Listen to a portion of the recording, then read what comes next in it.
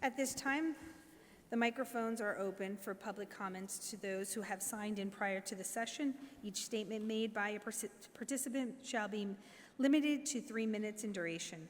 The total time of public comment shall be limited to 60 minutes.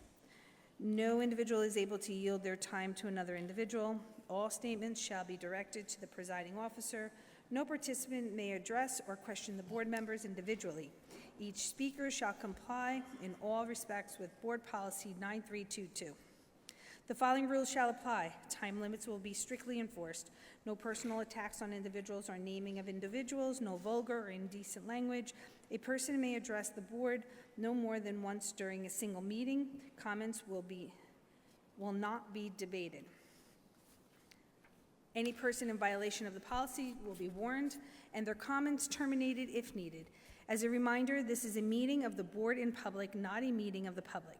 At this time, I call Samed Siddiqui.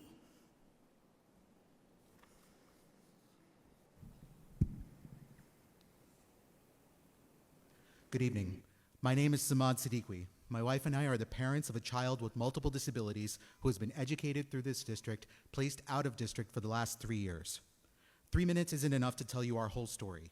We're here because of what we learned going through it, and because we believe there are parents in this district who already know what we're about to describe. School starts in 2 weeks, and our son does not have a placement. We've watched services he depends on disappear. We've spent months trying to get records we have every right to see, and we are still waiting. When we invited people with knowledge of our son's needs to his IEP meeting, as the law entitles us to do, they were turned away with no prior notice. And when we raised that concern in the meeting, we were muted. We left. A plan for our son was written anyway, without our participation. We've documented all of it, every meeting, every letter, every date. This isn't about one family. When families are made to fight alone, one exhausted parent at a time, fighting doesn't work. We get worn down separately. We assume it's just us. What your child needs will always be one more letter, one more evaluation, one more IEP meeting away. That wearing down ends in silence, and a system that depends on that silence never has to answer for anything. So 3 things to the other parents who are listening. First, it's not just you. If you felt dismissed, delayed, or worn down trying to get your child what they're legally entitled to, that is real. Second, record everything, every meeting, no matter how small. In New Jersey, you have the right to record a meeting you're a part of. Keep every email, every message. We learned that later than we should have. Third, know your rights. A family that knows its rights is much harder to wear down, and that's exactly why so many of us are left in the dark. This process is complicated, it's intimidating. The advocates and attorneys who could help are expensive, and for many families in this district, it isn't even in their primary language. That is not a feeling, it's a real obstacle, and it keeps families from finding each other for mutual support. In this country, no one is above the law. Not a person, not a company, not a government agency. And institutions drift when no one's watching, and silence is what lets it continue. To this board, you have the authority to ask the hard questions about how families in this district are being treated. We're asking you to use it. We would rather you ask those questions here in this forum than have them asked somewhere else. Please find an appropriate placement for our son. He has missed the first day of school for the last 3 years. And to every parent who has ever been made to feel that they're alone, you are not. Find each other, fight for your child's rights. We will stand with you. We aren't going away, and we will be back. Thank you.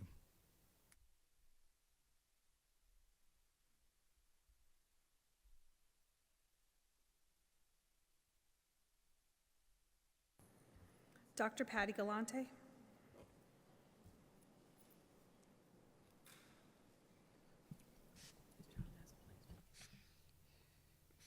Good evening.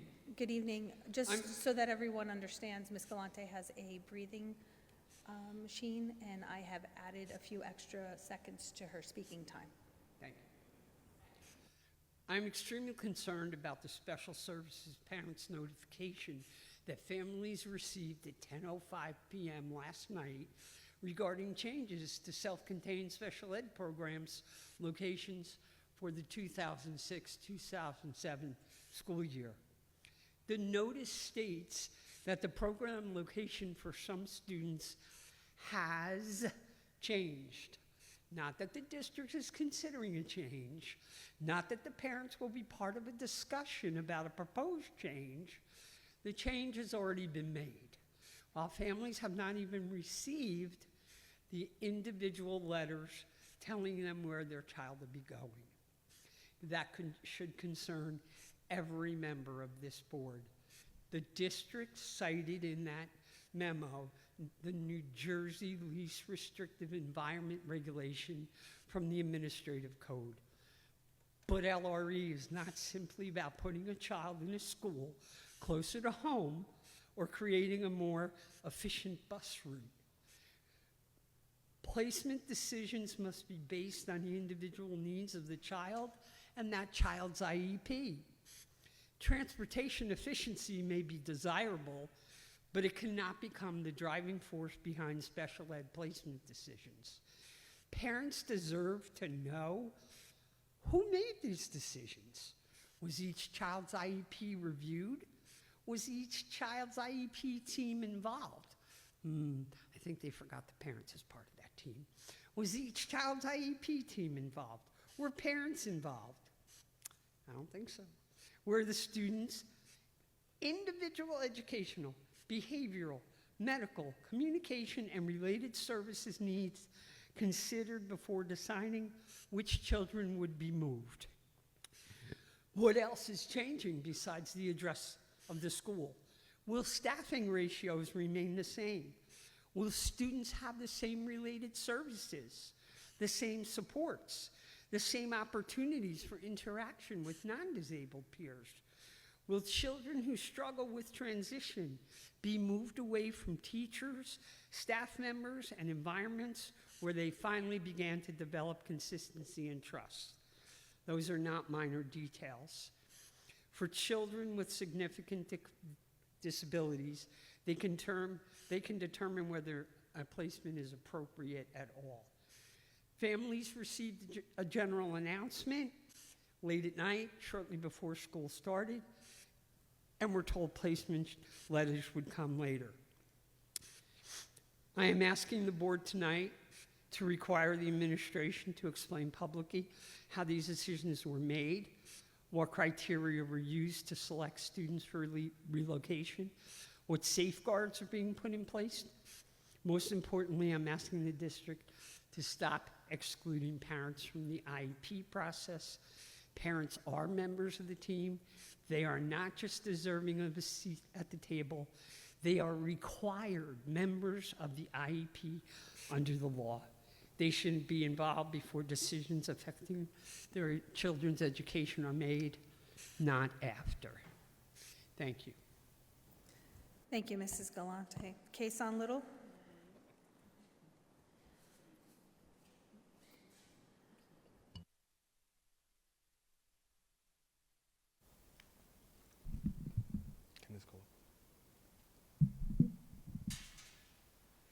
Good evening.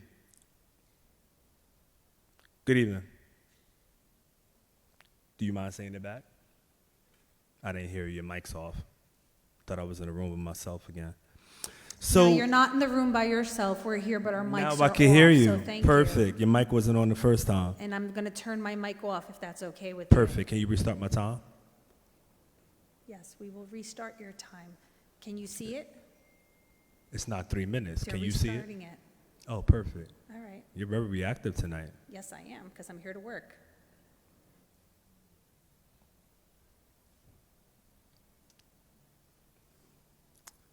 Let's see how much you want to work. If you wanted to work, you would be on a mandate and making sure that all of these parents' concerns were addressed and not being reactive, but being proactive. But let's see how proactive you are, right? So good evening. Tonight is the last Board of Education meeting before a new school year begins. That makes this meeting, since she's ready to work, more than a formality. It is an opportunity to reaffirm who we are, willing to protect and do for our children, since she's ready to work. Our students should be able to walk through the doors of an Elizabeth Schools, since she's ready to work, knowing that the adults around them will stand up for them, since she's ready to work. They should know that their schools are places of safety, stability, and trust since she's ready to work, and not places where fear follows them into the classroom. We have a moral obligation to protect our babies from systems that separate children from their families and create fear within our communities since you're ready to work. When families are afraid that an encounter with immigration enforcement could result in a parent being taken away, that fear does not stop at the schoolhouse door. It affects attendance, learning, mental health, and the child's ability to feel safe. That is why we must be clear about our responsibility to these inhumane systems that is rooted in separation. We cannot simply say this is an outside school district's control. There are things within our control of how we train our staff, how we communicate with families, how we protect student information, how we respond to requests from law enforcement, and how we make sure every family understands their rights and knows where to turn to for help since you're so ready to work. Protecting children does not mean taking a political position. It means taking a human position. It means recognizing that a child should never have to choose between coming to school and worrying about what might happen to their family. It means making sure that our educators have clear policies and guidance, which they still do not today. It means ensuring that every student, regardless of immigration status and the status of their parents, can participate fully in an education community. So tonight, I'm demanding that this board continue, if not, you haven't already, to reaffirm our commitment to our students and families. Do not wait for a continued crisis to decide what our responsibility is. Put protections, protocols, communication, and support systems in place before they are needed. Our children are watching us. Their families are watching. Let us show them that Elizabeth Public Schools can lead the way and not turn away our families when are in crisis and during a state of emergency. Because our job is to simply educate our children, it is to protect them, it is to make them feel safe, and it is to increase a sense of belonging in our place. Thank you. Maria Lorenz?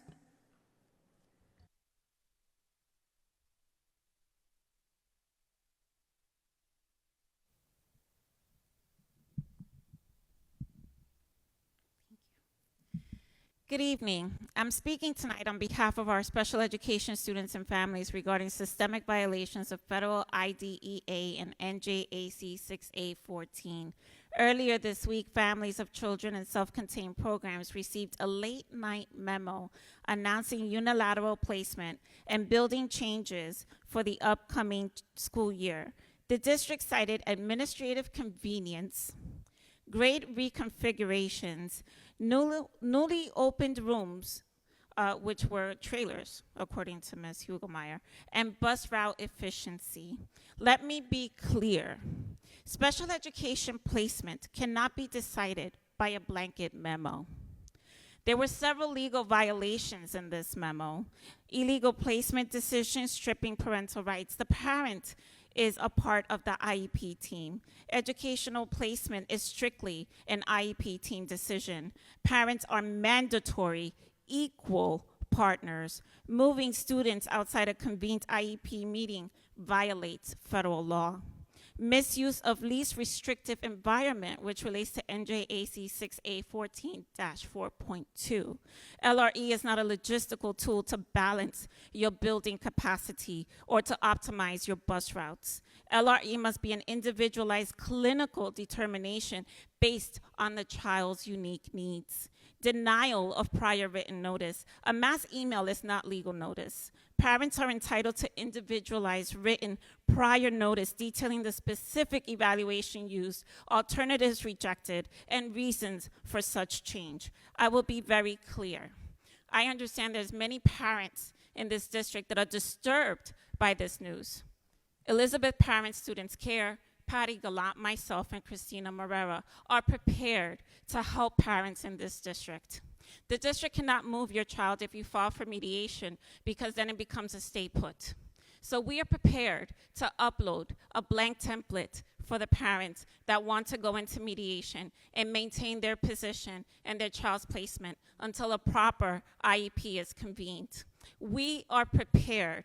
All you have to do is type in your child's information, your personal information, and email it to the New Jersey Department of Education, Special Education Department. What you are doing is wrong. You sit here as board members saying that you're here for our students. You're not, you're here for yourselves. Shame on every single one of you. Shame because you sit there and you don't educate yourself on the disasters that you're doing to our children. Shame on each and every single one of you that have kids that are in the district because you've secured your placement, but you've left every other parent stranded. Please contact us. We will help you. Thank you.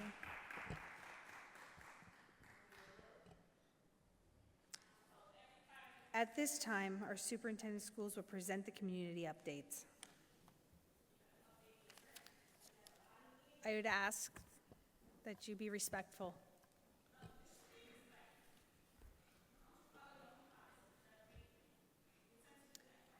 Please be respectful so that we can start the meeting.